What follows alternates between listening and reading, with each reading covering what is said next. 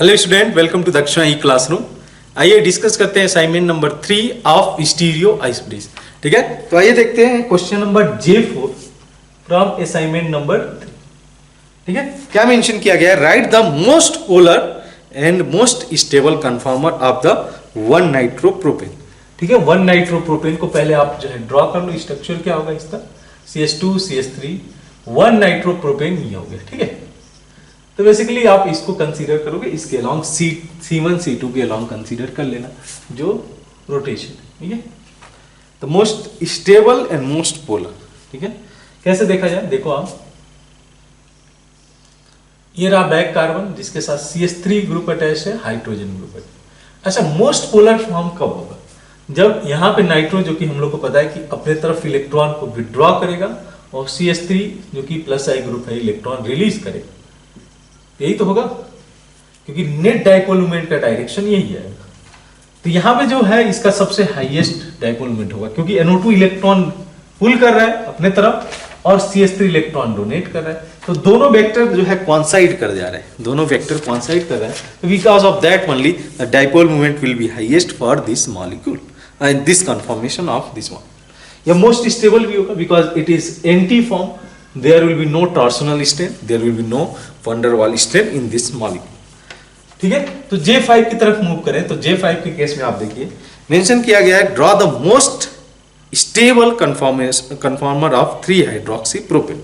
ठीक है, आप एक बार स्ट्रक्चर को ड्रॉ कर लो तब ज्यादा इजी रहेगा। क्या मेंशन किया गया है? 3 हाइड्रोक्सी प्रोपेनल CH2, ठीक है, CH2 CHO और यहाँ पे 3 हाइड्रोक्सी प्रोपेनल। तो 1 2 3 this is our 3 hydroxy propane. अब इसका मोस्ट स्टेबल कन्फॉर्मर क्या होगा? हम लोग को पता है कि ऐसे केसेस में हाइड्रोजन बॉन्डिंग का हम लोग देख पाते हैं। तो हाइड्रोजन में तो हाइड्रोजन बॉन्डिंग अगर पॉसिबल है तो इसका जो गॉस फॉर्म है, ठीक है, इसका जो गॉस फॉर्म है वो ज़्यादा स्टेबल होगा। इस कार्बन के साथ OH अटैच्ड है, यहाँ पे intramolecular H bonding, intramolecular H bonding, and because of this intramolecular H bonding the Gauss form is going to be more stable than it anti form। Clear है बात? हम लोगों ने डिस्कशन में रखा था। तो ये हो गया J5। नाउ J6 की बात करें तो J6 में देखिए आप, फर्स्ट सेकेंड थर्ड इन्होंने दिया हुआ है। We have to draw the पहला most polar form of this. पहला part most polar form chlorine CH2 1 chloropropane. Most polar form once again यही कहानी जुड़ जाएगी। CH3 हो गया इधर हाइड्रोजन क्लोरीन इस डायरेक्शन में हाइड्रोजन। ठीक है, this is the case because net dipole moment का डायरेक्शन इधर आ जाएगा, नेट डाइपोल मोमेंट का डायरेक्शन इधर आ जाएगा। नेक्स्ट देखिए, ये तो हो गया फर्स्ट। सेकेंड का केस देखिए, तो सेकेंड में है आपका OH CH2 OH। ठीक है, ये केस हो गया। इसमें क्या बोला गया कि the most stable conformation, once again यहाँ पे क्या देखोगे आप, एक इंट्रामॉलिक्यूलर H बॉन्डिंग, और because of this intramolecular H bonding the gauche form is going to be more stable. ठीक है, यहाँ पे आ गया OH, ठीक है, यहाँ पे हो गया H, यहाँ पे हो गया H। ठीक है, the gauche form is going to be more stable than its anti form due to intramolecular H bond. ठीक है, now in third case, third की बात करें तो least stable staggered form, not least stable. यहां पे बोला गया कि लिस्ट स्टेबल स्टैगर फॉर्म। तो लिस्ट स्टेबल अगर कंसीडर किया जाए, 2 ही स्टैगर कन्फॉर्मेशन होंगे, या तो ये अपने गॉस फॉर्म में होगा या एंटी फॉर्म में होगा। तो गॉस फॉर्म में हम लोग को पता है कि इसमें इंट्रामॉलिक्यूलर H बॉन्डिंग होगी। अगर इसका गॉस फॉर्म लिया जाए, समझना इस बात को, H यहाँ पे आप COOH ले लीजिए, तो जो इसका गॉस फॉर्म है इसमें इंटरमॉलिक्यूलर H बॉन्डिंग देखने को मिलेगा। तो ये तो इंटरमॉलिक्यूलर H बॉन्डिंग से स्टेबलाइज हो जाएगा। लेकिन इसका एक और स्टैगर कन्फॉर्मेशन होगा जिसको हम लोग बोलेंगे anti conformation.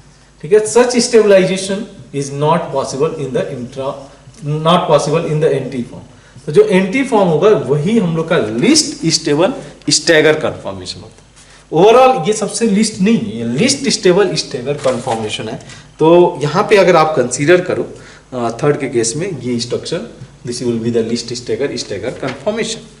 Now next in J7 we have to draw the most stable conformation, Newman projection formula for C1 C2 along this case। ठीक है, मोस्ट स्टेबल बात कर रहे हैं। प्रोपेन पहले प्रोपेन है, तो प्रोपेन के केस में सिंपली ऐसे चला जाएगा, ठीक है। Hydrogen least torsional strain, least steric index. Next आपका जो है दिया गया है 2 मिथाइल प्रोपेन। अब इसको आप कैसे करोगे देखो, तो इस केस में आप देखो तो जो बैक कार्बन है इसके साथ 2 मिथाइल ग्रुप अटैच्ड है, ठीक है। तो 2 मिथाइल को तो मैंने ऐसे रिप्रेजेंट कर दिया। अब हाइड्रोजन को आपको रिप्रेजेंट करना है, तो हाइड्रोजन तो फ्रंट वाले कार्बन से ऐसे ही रिप्रेजेंट होगा। क्लियर बात है, ठीक है, क्लियर है। नेक्स्ट आप देखिए, तो यहां पे मेंशन किया गया ये 1,2 डाइमिथाइल ब्यूटेन, 1,2 डाइमिथाइल ब्यूटेन, यानी कि बैक वाले कार्बन से भी मिथाइल ग्रुप अटैच्ड होगा, 2 मिथाइल ग्रुप, और फ्रंट वाले कार्बन से भी मिथाइल होगा, ठीक है। 2 मिथाइल ग्रुप इसके साथ प्रेजेंट होगा। तो मिनिमम टॉर्सनल स्ट्रेन कब होगा, देखिए आप, CH3 हाइड्रोजन, यही तो मुझे दिख रहा है। केवल वंडरवाल फोर्स ऑफ वो वंडरवाल स्ट्रेन काम कर रहे हैं, टॉर्सनल स्ट्रेन नहीं है, ठीक है। और मिनिमम होगा ये, मतलब अब इससे मिनिमम हम लोग नहीं कंसीडर कर सकते। देन फोर्थ की अगर बात करें तो फोर्थ के केस में आपको तो क्या देखने को मिलेगा, इंट्रामॉलिक्यूलर H बॉन्ड, ठीक है। फ्लोरीन हो जाएगा, यहाँ पे हाइड्रोजन हो जाएगा, यहाँ पे हाइड्रोजन हो जाएगा। तो इस केस में इंट्रामॉलिक्यूलर H बॉन्डिंग की वजह से इसका जो गॉस फॉर्म है वो ज्यादा स्टेबल होगा। वही क्वेश्चन J9 में पूछ दिया इन्होंने। ये तो हमारा कौन सा था, ये क्वेश्चन था J6, ये था हमारा J7, ठीक है। J9 के अंदर क्या पूछा गया है, तो पूछा गया है कि इन 2 fluoroethanol, this 2 fluoroethanol the most stable conformation, क्या होगा मोस्ट स्टेबल, तो ये हो जाएगा हमारा गॉस फॉर्म, ठीक है। फ्लोरीन हाइड्रोजन हाइड्रोजन ये स्टेबल हो जाएगा due to intramolecular H bond, ठीक है। Due to intramolecular H bonding gauche form is going to be most stable for 2 fluoroethanol, ठीक है। नाउ इन J10, ये भी इसी से रिलेटेड क्वेश्चन है बट थोड़ा सा मॉडिफिकेशन है। स्ट्रक्चर मैं ड्रॉ कर देता हूं। बैक कार्बन के साथ fluorine, here it is methyl, here it is hydrogen. In the front carbon 1 methyl group is attached, OH group is attached and 1 hydrogen is attached. Clearly there will be intramolecular H bonding, ठीक है। आप देख पा रहे हो। अब देखो आप ऑप्शन कंसीडर करना, क्या दिया हुआ है, it has the maximum angle strain, no angle strain will be 0। इस केस में एंगल स्ट्रेन नहीं काम करता। एंगल स्ट्रेन की बात करते हैं हम लोग साइक्लिक सिस्टम के लिए, साइक्लो एल्केन के लिए, no there will be no torsional angle strain. Now it does not have any eclipsing यानी कि टॉर्सनल स्ट्रेन, बिल्कुल correct, because no bond is eclipsing each other, because of that there will be no torsional strain in the molecule, ठीक है। तो ये correct हो जाता है, ठीक है। Then C, it does not have any intramolecular H bonding. Clearly we can see there is intramolecular H bonding. C cannot be correct. D, it has the maximum van der Waals strain. It has the maximum van der Waals strain. Maximum, ठीक है, नहीं maximum नहीं होगा। Maximum कब होगा, जब ये एक दूसरे को एक्लिप्स करना शुरू कर देंगे। In that scenario there will be surely maximum angle strain. जब ये मिथाइल इस मिथाइल को एक्लिप्स करना शुरू कर देगा तभी केस में टॉर्सनल स्ट्रेन भी मैक्सिमम हो जाएगा, as well as the van der Waals strain is also going to be maximum in that case. तो D can not be correct answer, only the correct option for the J10 will be B, ठीक है। Now अगर आप next question consider करें matrix match, ठीक है। 3 मैं 1 by 1 structure इसको कंसीडर करते चलते हैं। सभी स्ट्रक्चर मैं ड्रॉ कर देता हूं। हाइड्रोजन, बैक कार्बन के साथ हाइड्रोजन हाइड्रोजन, यहाँ पे इस फ्रंट वाले कार्बन के साथ मिथाइल ग्रुप अटैच्ड है। There is 1 methyl group CH3 like this, ठीक है, क्लियर। अब देखो इस जो है नेक्स्ट स्ट्रक्चर की बात करते हैं। ये तो रहा हमारा स्ट्रक्चर नंबर A, ठीक है। देन स्ट्रक्चर B अगर आप देखो तो यहाँ पे CH3 ग्रुप एक दूसरे को एक्लिप्स कर रहे हैं, ठीक है। Back carbon and this is our front carbon CH3, here it is CH3, here it is hydrogen, this is our structure B। Now C structure को कंसीडर किया जाए तो hydrogen CH3 hydrogen CH3 hydrogen like this is our C structure. D की बात करें तो back carbon में अगर आप देखिए तो CH3 है, इधर हाइड्रोजन है, यहाँ पे हाइड्रोजन है। और फ्रंट कार्बन की बात करें तो यहाँ पे CH3 है, हाइड्रोजन है, हाइड्रोजन। D क्लियर है बात। तब आप इस केस में ऑब्जर्व करना है कि किसमें वंडर वाल स्ट्रेन मैक्सिमम होगा या मिनिमम होगा, किसमें टॉर्सनल स्ट्रेन मैक्सिमम होगा या मिनिमम होगा। वन बाई वन स्टार्ट करते, ठीक है। तो यहाँ पहला केस आप देखो, ए में अगर देखा जाए तो सभी एक दूसरे को एक्लिप्स कर रहे हैं। टॉर्सनल स्ट्रेन तो इस केस में मैक्सिमम होना चाहिए, तो torsional strain will B maximum. तो इस केस में सिंपली हम लोग आर में जा सकते हैं। वंडरवाल स्ट्रेन की बात करें तो वंडरवाल स्ट्रेन नहीं काम करेगा क्योंकि हाइड्रोजन उतना बल्कियर नहीं, तो there will be no van der Waals strain in this case. But here what we are going to observe, because this two methyl group are eclipsing each other, तो यहाँ पे बॉन्ड तो एक्लिप्स कर रहा है, साथ साथ जो ग्रुप है उसकी वजह से भी स्ट्रेन क्रिएट होगा। तो यहाँ पे क्या देखने को मिलेगा, जो है conformational with the minimum van der Waals strain, no there will be some van der Waals strain, conformational with the maximum van der Waals strain Q as well as the there is torsional strain, maximum torsional strain means R is also correct. इसकी बात कर, this is the anti form there will be no torsional strain as well as the van der Waals strain. तो यहाँ पे आपका P minimum torsional strain and S minimum van der Waals strain, ठीक है। इसकी बात कर लें तो there is van der Waals strain but there is no torsional strain in this molecule. तो minimum torsional strain जो कि हमारा मेंशन किया गया है, बट यहाँ पे अगर बात किया जाए मिनिमम वंडरवाल स्ट्रेन होगा बट मिनिमम नहीं होगा, ठीक है। यहाँ पे वंडरवाल स्ट्रेन होगा तो S will be correct for D, ठीक है। क्लियर है इतनी बात। इसी का हम लोग देख लें क्वेश्चन नंबर 13। ये भी डाउट आया था लोगों का, ठीक है। क्या दिया हुआ है कि for a molecule A CH2A, ठीक है, draw the Newman projection formula of all stable conformational isomers, ठीक है। तो इसका कन्फॉर्मेशनल आइसोमर्स होगा, यही तो होगा आपका, देखिए ए एंटी फॉर्म होगा, हाइड्रोजन CH3 सॉरी, यहाँ पे एक ये फॉर्म हो गया, इसको हम लोग बोलेंगे एंटी फॉर्म। और दूसरा इसी का अगर हम लोग कंसीडर करें तो दूसरा क्या हो जाएगा, यहाँ पे ए ले लो, हाइड्रोजन, यहाँ पे ए ले लो और यहाँ पे हाइड्रोजन, ठीक है बात। तो इसका गॉस फॉर्म हो गया।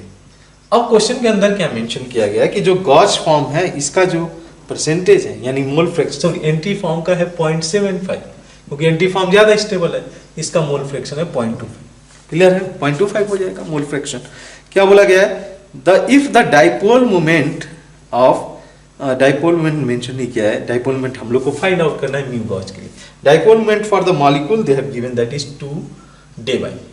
तो ये कैसे निकाला जाए, देखो आप क्या होता है कि ये भी वेटेड एवरेज होता है, जो डाइपोल मोमेंट होता है वेटेड एवरेज होता है। वेटेड एवरेज का मीन क्या होगा, इसका मोल फ्रैक्शन 0.75 है और हम लोग इसको म्यू एनटी ले सकते हैं, ठीक है, divide by 0.25 into Gauss form, ठीक है, ये जाएगा एक्सप्रेशन 0.2, ये हो जाएगा 1 से डिवाइड कर दें।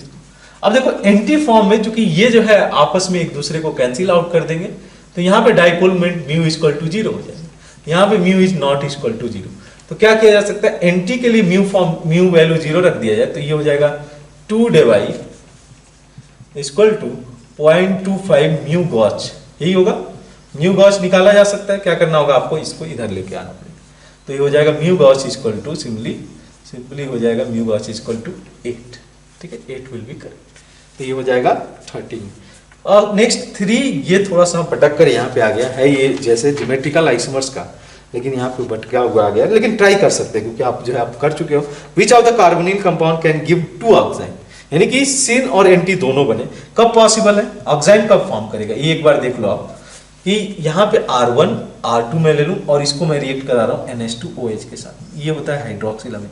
अब इसके पास लोन पेयर ऑफ इलेक्ट्रॉन होगा, ठीक है, ये क्वेश्चन शायद आगे भी देखने को मिलेगा, तो कोई टेंशन नहीं है। अब देखो दो प्रोडक्ट कब बनेगा, जब ये R1 और R2 डिफर करें, R1 और R2 डिफर करें, किस में डिफर करेगा, पहले केस में तो फॉर्मल्डिहाइड है, तो अब ये ऐसा कैसे कि यहाँ पे हाइड्रोजन हो जाएगा, तो clearly it can not be correct answer. उसके अलावा नेक्स्ट आपका एसिटाल्डिहाइड है, तो CH3 हो गया, एक हाइड्रोजन हो जाएगा, बिल्कुल B करेक्ट हो जाएगा, C भी वैसे ही करेक्ट हो जाएगा। C की बात करें तो फिनाइल हो गया, हाइड्रोजन हो गया। B की बात करें तो आपका मिथाइल हो गया। आपको क्या चाहिए था, यहाँ पे डिफरेंट ग्रुप चाहिए था, CH3 हो गया और एक हाइड्रोजन हो गया, ठीक है। सिमिलरली आप जो है इसको कंसीडर कर लो, CO, यहाँ पे PH हो गया और एक CH3 ग्रुप हो जाएगा। तो B C D will be correct for question number 3। ये will be not correct, because A के केस में क्या देखने को मिल रहा है कि carbon, oxygen, hydrogen, hydrogen, this two are the same. And अगर ये सेम हो गया तो एक ही ऑक्साइन फॉर्म करके आएगा, उसमें सिस ट्रांस की पॉसिबिलिटीज नहीं है। इस केस में आपको 2 ऑक्साइन मिलेगा एवरी केस में, तो B C D will be correct. आगे के डिस्कशन में भी आएगा ये वाला क्वेश्चन। तो ये रहा हम लोग का असाइनमेंट नंबर 3। आगे में हम लोग जो है असाइनमेंट 4 देखेंगे, ठीक है। तो ओवरऑल प्रैक्टिस आप करते रहो इस क्वेश्चन में, जहाँ पे भी मिस्टेक हुआ उसको करेक्ट करो, ठीक है। बेस्ट टाइम है, हम लोग जो है अपने आप की तैयारी को, प्रिपरेशन को जारी रखें। जिस तरीके से आपने 11th में स्टार्ट किया था तैयारी, वैसे ही प्रिपरेशन आपको अभी भी रखना पड़ेगा। तभी आप एक सीट के बारे में, जेई में, आईआईटी के इस बारे में सोच सकते हो, उसमें एक सीट के बारे में सोच सकते हो। तो प्रिपरेशन आप करते रहो, मेहनत उसी हिसाब से करते रहो। मिलते हैं असाइनमेंट नंबर 4 के साथ में इन द नेक्स्ट लेक्चर, जिसमें हम लोग साइक्लो एल्केन के बारे में डिस्कशन रखें। मोस्टली साइक्लो हेक्सेन होगा, वहां पे डिस्कशन जाएगा इन असाइनमेंट नंबर 4, ठीक है।